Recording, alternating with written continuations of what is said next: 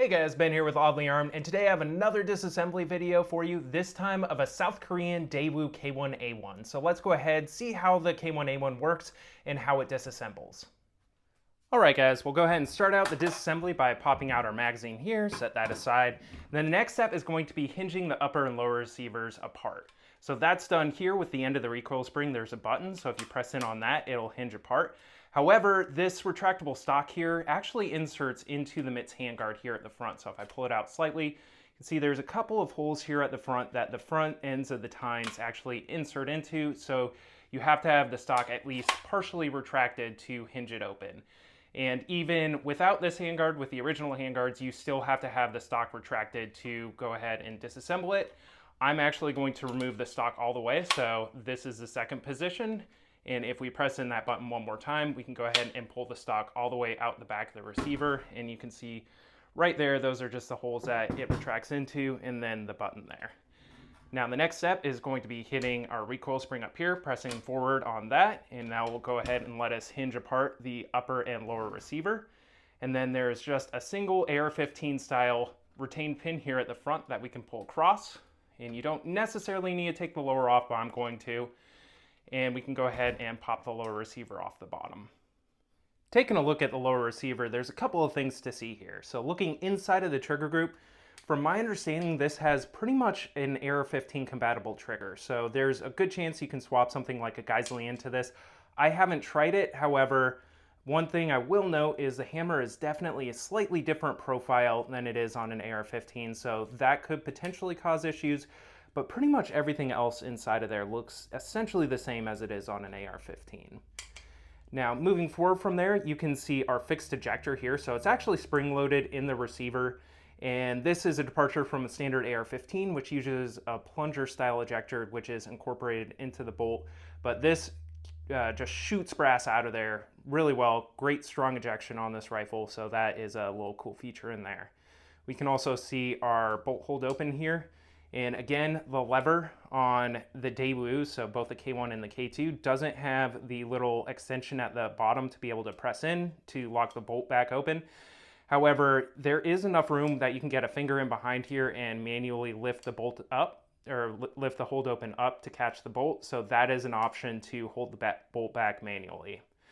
Now, as far as the safety selector goes, again, this is the Stormworks 90-degree one. The original Daewoo safety selector actually turns 180 degrees, and this will still let me do that. And that is going to be your semi-auto position, which is ergonomically not the greatest. It's definitely a pretty old style. And that was originally done with the auto function as well, so that you could swap between semi and then auto a little bit easier. But on this one, not really necessary, so I went ahead and swapped that out. Now moving down to the grip here, the original grip had these cool little, here, I'll go ahead and pull it out to the side here, grip inserts that actually work in the AKVT grip as well.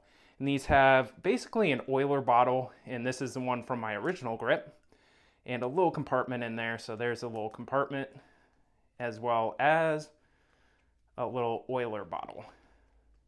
And we'll pull that out, and there's a brush at the end here. Just takes a while.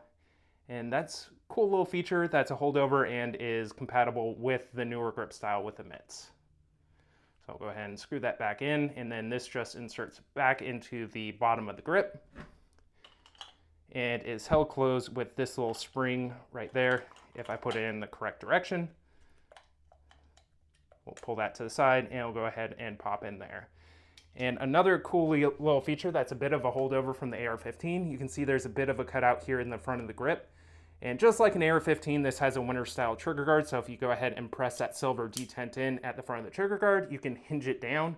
So this is for winter environments. So if you're going to be wearing mitts, gloves, something like that, so you have a little bit more room to get to the trigger.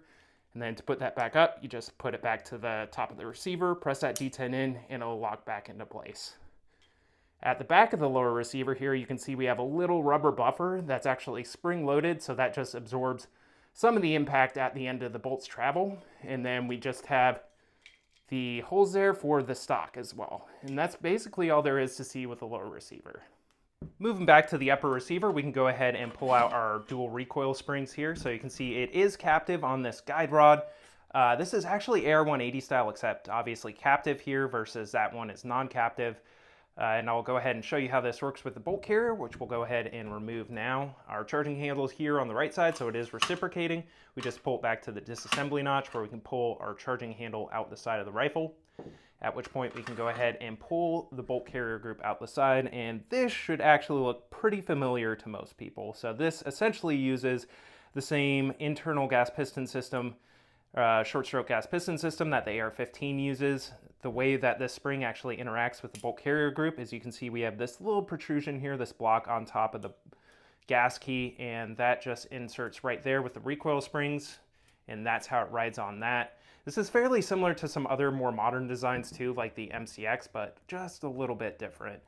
And this is pretty solid, but I would potentially be concerned about this breaking down over time for this little protrusion here at the end of the gas key. Disassembly of the bolt carrier group works pretty much exactly the same as a standard AR-15. So we do have the cotter pin in the back here as our firing pin retaining pin. I'm just going to use the charging handle to get that started, and then we'll just pull it out, and it is just a standard cotter pin. So this one honestly kind of needs to get replaced. And then we'll go ahead and pull out our firing pin here. So if we just turn it over, give it a little bit of a tap, out will come the firing pin. Now this is going to be slightly different than a standard AR-15 firing pin. So you can see it has a little bit longer protrusion here at the back. CNC Warrior does make replacement K1 firing pins though, so you can get new ones if this breaks on you. Now moving back to the bolt carrier, the next step is going to be remove our cam pin. So we'll go ahead, turn it sideways, and we'll pull it out of the bolt here. And it is slightly different than a standard AR-15 style cam pin. So we'll see it is a little bit longer. The bolt carrier on the K1 is actually thicker than it is on an AR-15, so they are not directly interchangeable. So we'll set that aside, and then we can just pull our bolt straight out the front here. And you can see this does utilize that internal gas piston, direct impingement, what have you system that the standard AR-15 uses. And again, here's my standard AR-15 bolt. So there are a lot of similarities here. So of course you have your gas rings are going to be the same. Channels are more or less the same. The biggest difference is going to be on the bolt faces here. So you can see we do have the ejector, and then the plunger ejector is on the AR-15, whereas this has a cutout here for the fixed ejector that's in the lower receiver of the K1. My only question here as far as durability goes is that's a lot of material missing, so I do worry a little bit about this locking lug, but I don't hear a lot about these breaking. Now the last thing that we can do here, if we take the firing pin, is push out our extractor. So the extractor pin is going to be right here. And if we just put some pressure on there, actually maybe do it from the other direction, we can go ahead and pull the extractor pin out, and then the extractor will just come out of the bolt there. And you can see this is basically a standard AR-15 style extractor. I think this is actually one of the interchangeable parts on these, so if this does break, you can just replace it with a standard AR-15 extractor. And that's all you need to do for bolt disassembly. And real quickly, I want to give you guys a look at the bolt carrier between an AR-15 here at the bottom as well as the Daewoo K1A1 up here on the top, because outwardly it looks like essentially an AR-15 bolt carrier group that's just been cut in half, because you have our standard gas key up here just with this little protrusion on top. So mechanically this works essentially the same way. We have our cam track. However, you can see when you look at the front of them, the K1A1 bolt carrier group is significantly thicker as far as the steel around the bolt carrier than it is on the AR-15. So if I actually take a scale here, we can go ahead and weigh the AR-15 bolt carrier group first, coming in at 9.4 ounces, and then the Daewoo K1 here, and it comes in at 9.65 ounces. So this somehow manages to be a little bit heavier than the AR-15 bolt, of course, because it's got the thicker steel on there, even though it's essentially cut in half. And that's really it for disassembly. You can take the handguards off on the original one. Again, the MITS Precision is a bit of a beast to get on and off here, so I'm not going to remove it. But if you do take the handguards off, all you're going to see here is the gas block, and then on the inside there you can see the gas tube, because again this uses the standard AR-15 style direct impingement or internal gas piston system. So you really don't need to do any maintenance up here in the handguard or up towards the front of the receiver, and it doesn't have an adjustable gas system, so nothing you have to do with the front sight block.